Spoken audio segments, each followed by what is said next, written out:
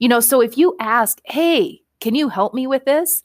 The help me with is so left to interpretation.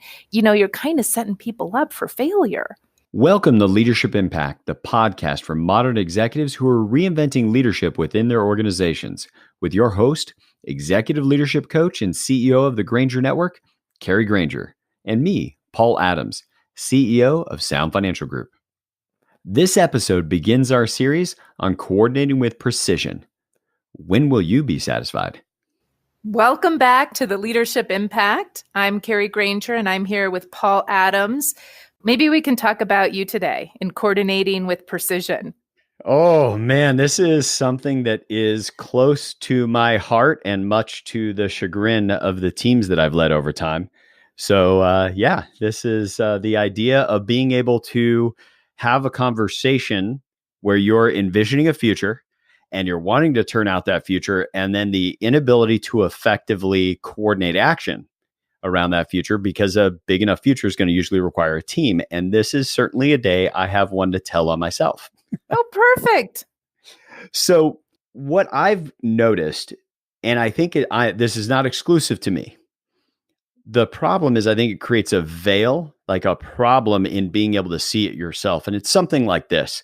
As somebody that can speak well publicly, I can certainly articulate a clear future that I'm trying to create.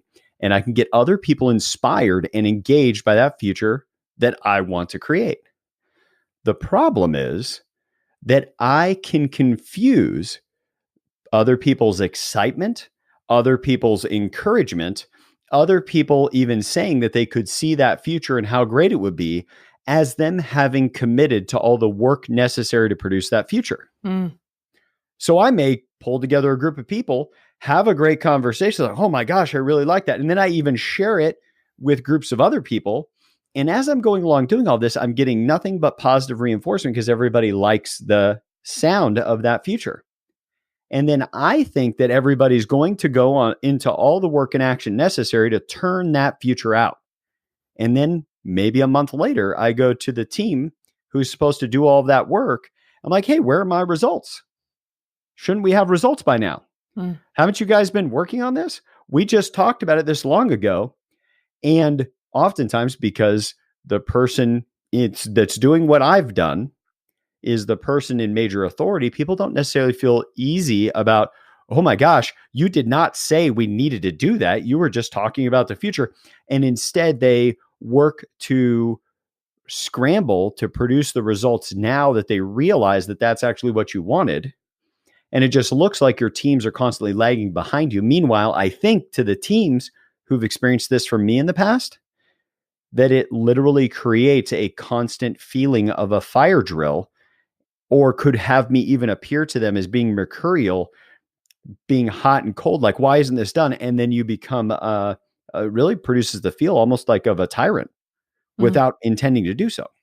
Yeah, it seems, Paul, that you're missing a critical piece.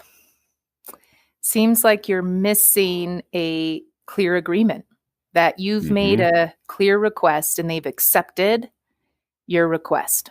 So this is what happens to a lot of us, is that instead of taking the time to make clear requests and wait for either an acceptance or a declination of our requests, we often make assumptions.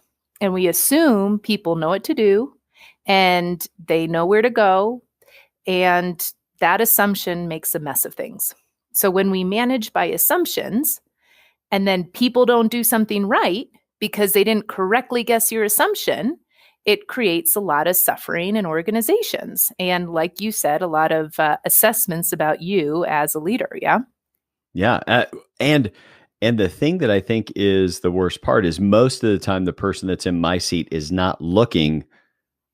I would say most of the time, I know I'm personally am never looking to make anybody's life miserable working on my team or teams. And yet it certainly can produce that outcome for people who thrive on knocking out results, because they're finding out a month later that they were supposed to have some results by my assessment. Those results should be done by now. and I'm asking where they are, and they didn't even know they needed to get done. So talk about something that demolishes somebody's self-esteem and motivation, especially if they are one of those people that loves knocking out results. Yeah, Paul, can I provide a few things for you? Absolutely. One of the things that I hear is you're needing a bit to sharpen your listening of others listening. How are they listening? So when you said earlier, you confuse their excitement, their encouragement, you confuse their mood for a commitment to act. Right? So, and I think that's really the crux there, that you begin to sharpen your listening for, are they going to take this action? Is it clear for them what action to take? Is it clear for them that there's even a request to take an action? And sometimes it feels going overboard, when everybody's hyped up and they're excited, and then it seems almost obvious to say, so can you put together the plan, the timeline, so we can see this project through? But it's actually the perfect time to make this request. So when we begin a request, what I hear is missing for you is kind of like all components of a request. And we can talk about those components, like really all of them.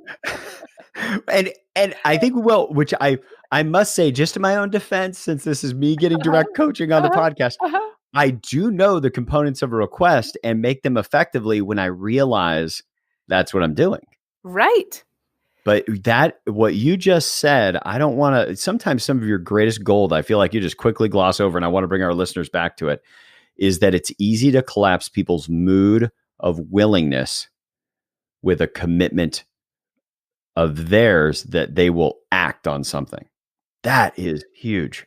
And that's what I meant by you need to sharpen your listening, right? It's like not listening of what they're saying per se, but kind of listening to where they are, how they're observing what's going on, how they're observing their role, how they're listening to you. It's like really sharpening your, maybe the better word is attunement to what's going on with them. So that you can almost sense, there's excitement, there's no action.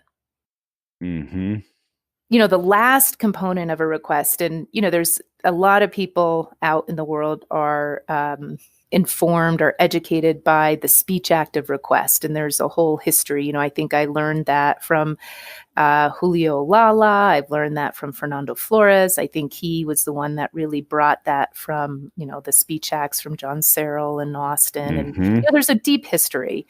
And, you can go out there and see a lot of components. There's a few that I, over the years, I said, okay, these are the ones I like to use. And I'd like, just for our listeners, you and I have been exposed, but I'd love to say a few of those for our listeners. Absolutely. Fire away. And I'd like to start with the last one because it's relevant for you.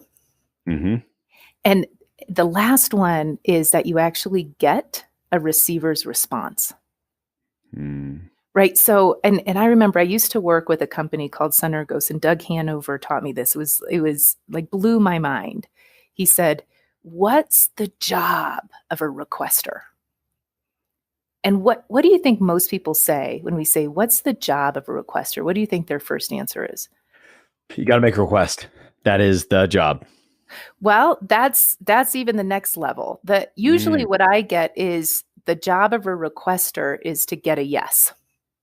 It's just kind of what people assume, right? But the job of a requester isn't to get a request, and certainly you need to make the request, which you're kind of missing. But the job of a requester is to get a response. But what kind of response? Not any kind of response, a clear, definitive response. So when you make a request, you need your job is to get a definitive response. So a definitive response, yes, I'll do that. No, I won't do that. Or there's a number of ways people say no, and you want to make sure you're clear about that. I'm not going to be able to do it right now. That's a no. So yes, I'll do that. No, I won't do that. Or I'm not going to be able to do that whole thing, but I'll give you a counter proposal. And here's my counter offer. Either a different scope or a different timeline or something else, right? So you get a clear counter. Or you get, hey, I heard what you said. Let me get back to you by Friday on whether or not I can do it. So many times, that's called a defer. Many times that last one, people think they're deferring, but they're just kicking the can down the road. For it to be a definitive defer, a definitive response, you need to by when they're going to get back to you. Right? So when you make a request, your job is to simply get a response. A yes, a no, a counter, or a defer. And all of those not leaving you with, is this going to happen or not? Like, you know definitively what's going to happen and by when. So let me check my thinking as I hear you say that. I've taken a few notes. Is that if I've not produced a response that was an accept, a counter, a decline, or a definitive deferral, if I haven't gotten one of those four things, then at best, I made like an invitation or a suggestion, both of which they may have liked, may have given them smiles on their faces or a bright eye about the future. But if I left them only with that mood and if I did not produce the response that's one of those four, accept, decline, counter, definitive deferral, I didn't actually make a request. Exactly. I may have made a suggestion, a big one that was inspirational. An inspirational speech. Oh my gosh. Mind blown. Because how many people are listening right now that might be able to look at their calendar last week and how many meetings they were in where someone else, either they were the one that made the inspirational speech with no true invitation or request, or they were the one delivering the inspirational speech. So can I test a litmus test for myself that might be usable to our listeners? Because I'm constantly leaving, both when I think about our listeners and for me, of like, what could I do with this? And what I'm leaning toward is that I would leave when I leave, or if I'm about to leave one of those interactions, is to pause and ask myself, this is, again, just my own litmus test I'm making up right now. What are they going to do about this?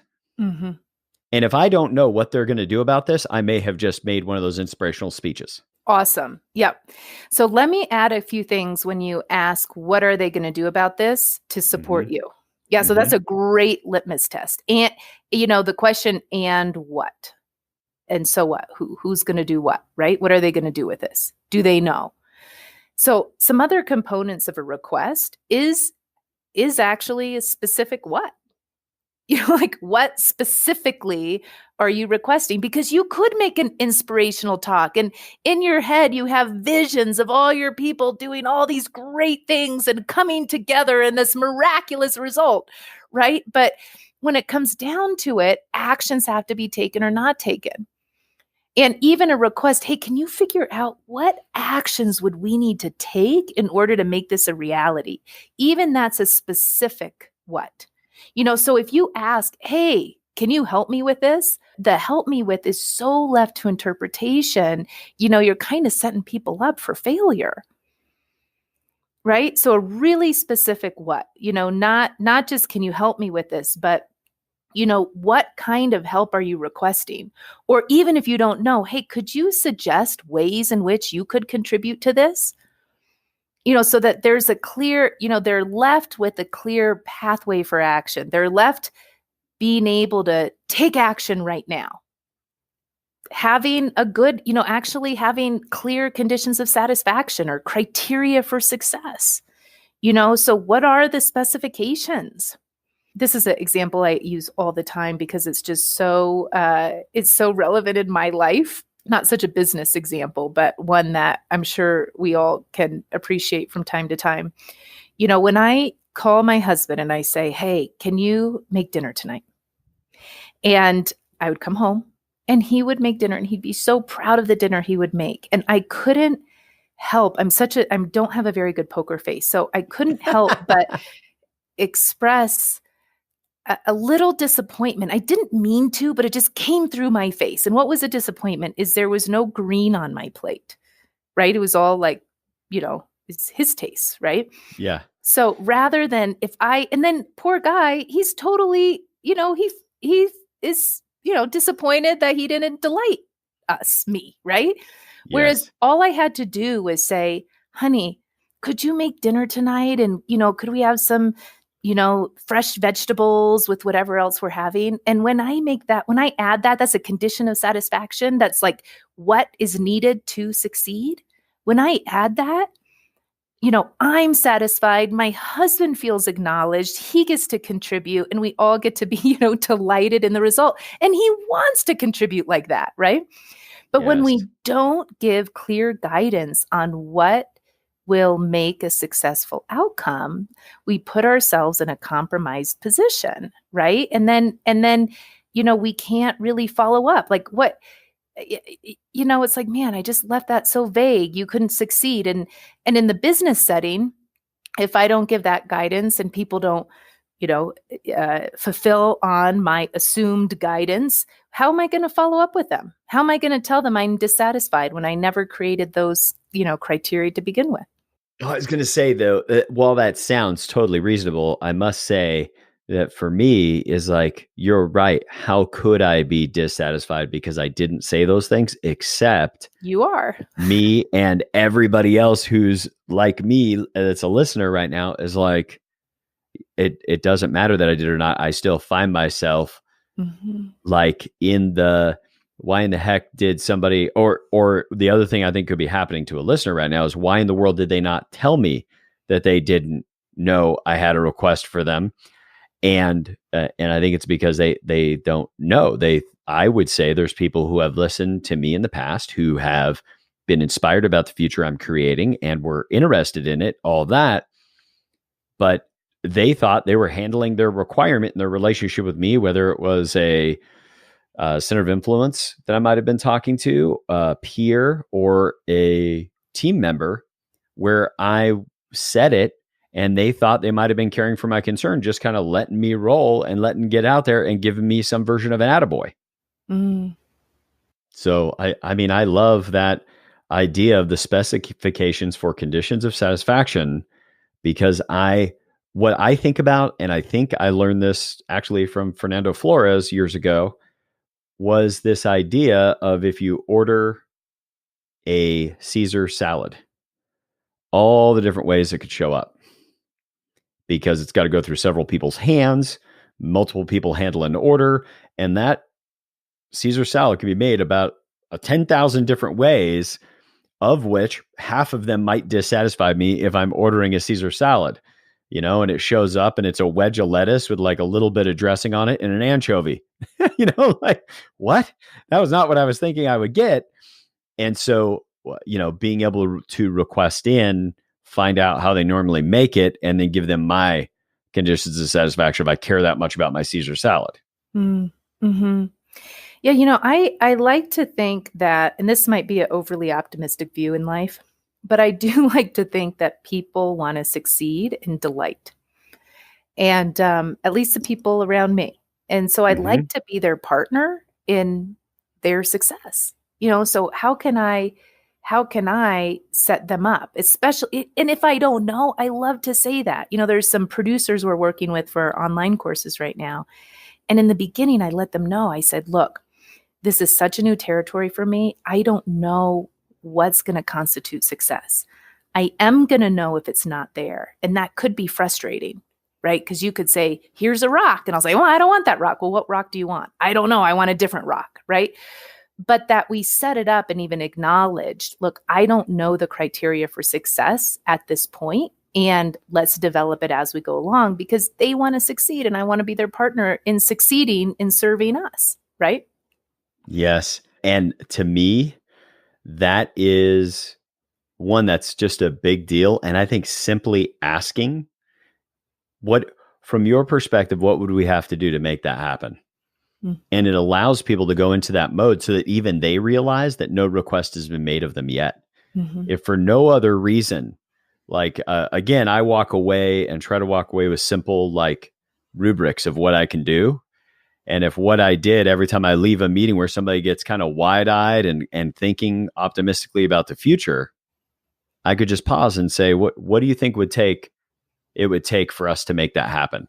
And let it people talk about what they might even have to get done before they even agree to it, so that they have the space to think, not give the proverbial yes sir, yes ma'am and then try to figure out later how to do it without getting the help or support that they would need to get it done. That's awesome. And then they're going to say whatever they're going to say, and you still want to leave with a clear what is going to happen. You know, we didn't talk about timeline, but by when is it going to happen? You know, and what's the conditions for what's going to happen to be successful? And man, it takes time to do that. And we often don't think it's required. But when you do it, you elevate the precision that you're able to coordinate with others to fulfill on that future. You know, and if you look at an organization, you could see it like, man, that's just like this person's agreement and that person's promise. And you could almost look at an organization like as if it were a network of commitments to each other, right? And so how do we actually get things done is we take action, and most of the action starts with an agreement, with a commitment. So when we elevate our precision around commitments, we elevate what we can accomplish together. One, I think that's key. And I would love to, if we could, in our next podcast, because here we were able to talk about coordinating with precision. Do we even know what it's going to take to be satisfied from those conversations where people are inspired, and we may be walking out of there, as you said, having made an inspirational speech rather than making any clear requests with conditions of satisfaction? But in the next episode, could we spend some time going over the clear request and what is a promise, which may not take that long of an episode, but I think if we hit that to follow this episode, we may create something super practical for our listeners. Yeah, absolutely. Yep. We're going to find that it has, it's really request and promise are two sides of an agreement, right? You don't have an agreement until there's a promise. So let's talk about that next time. Right on. Well, for all of you going into this next week, thank you for being there for me. Well, Kari was there for me on this topic. The idea of going through your week this week and being aware of where it is the inspirational speeches are happening. And maybe they're not always inspirational in a positive sense. It could be, we're really screwing up here and we got to fix it. It could be that kind of speech. But are people leaving those environments where they're talking about some new future they're going to create, and that new future is not grounded in anybody making any promises to produce the outcome? Nobody's made a clear request, and nobody said, I'm going to do X, Y, or Z by X time. That we're literally leaving with inspirational conversations with no outcomes committed to. And how much, if that happens in half of your meetings in a week, how much have we unintentionally degraded our leadership impact? So with that, Kari, once again, thank you for what this is for me today. And I think on behalf of our listeners, thank you for taking that so seriously and really getting down to the ground of what's the problem when somebody feels inspired and they're not taking action. This is just wonderful. See you next week. And we hope this has been a contribution to your leadership impact. Thank you for tuning in to Leadership Impact, the podcast for modern executives who are reinventing leadership within their organizations. Subscribe now at grangernetwork.com or wherever you get your podcasts. And to support you in your leadership impact, we've created an exclusive set of guiding questions on today's topic. Just text the word satisfaction to 900-900 and you'll receive the link. If you like what you're hearing, you will love our online courses, which will transform your performance and leadership over 4 months with videos, practices, and group Q&As. These online courses are our approach to essential leadership development for professionals. Learn more at grangernetwork.com and join us for our next episode on Coordinating with Precision.